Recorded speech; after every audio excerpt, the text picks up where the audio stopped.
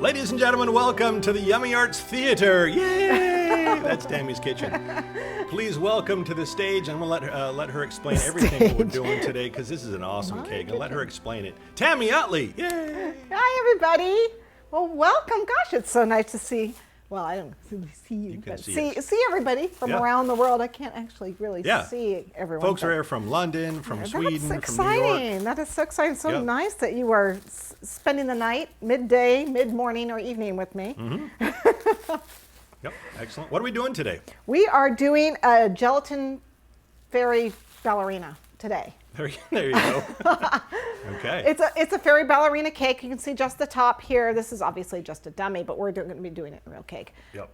So here's just the top here. I made a couple modifications on it just because there's no way I'm sticking all these dragées on there, so we're piping those. Cool. But we've got gelatin wings here. Yes, this is not plastic, it's gelatin. Yep. And then we have a flexible little tutu that we're going to be putting on the bottom tier of this cake. Yep. I think most people have seen the picture of it. The if you saw the picture of it, you saw there's like a gold and then lace and then lots of flowers and frilly stuff. Because I have boys, I have no outlet for the female side of me because I have all sons. So so this is my way to get out of my system. This was the first cake that I got to do after I was gone from Yummy Arts for a while because I had problems with my back, and so after surgery I could cake decorate again, and this was the first cake I got to do, so I had to do something frilly and pretty. So now you're back. I am back. From your back. From my back. Go. Yes, I am back. So I have a little soft pad I'm trying to stand on. That's good. Those work. Those are such a great idea. I don't know if the folks at home have not tried one. Those little kitchen pads. The kitchen pads. They're foam. Terrific. They're like this thick. Try it if you've never tried it. Picked it up at the local. And I'm trying it out today. This is my first time. Yeah. Oh, so we'll know in a couple hours. We'll know if she's still standing up. We'll know. We'll know if they work. Yeah, I might end up sitting towards the end of this anyway. I don't know yet. We'll just have to wait and see how good my back holds out.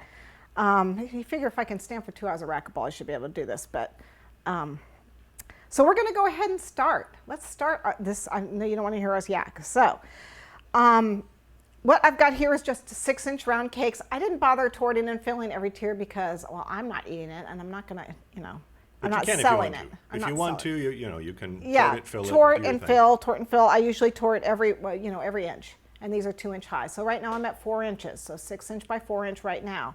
I want one more tier on here because I want to get the slant top that you see here. See how it's slanted? Can you tell that it's slanted? Okay. So in order to do that, I need to cut my next tier. So I'm going to actually cut it right here on the table, on my countertop. Let's get all this stuff out of the way. So what I have, the cake is chilled. It's fresh, but it's not, I didn't bake it today. I baked it 2 days ago. I don't like cutting and torting a first day cake because I'll end up with a lot of crumbs. So you bake it, you chill it overnight so it's nice and firm, and then you can cut it. So what I want to do is you can actually measure it up 1 inch, put a toothpick there, or you can just start cutting. I'm actually not going to go quite 1 inch. I'm just going to go wherever it lands.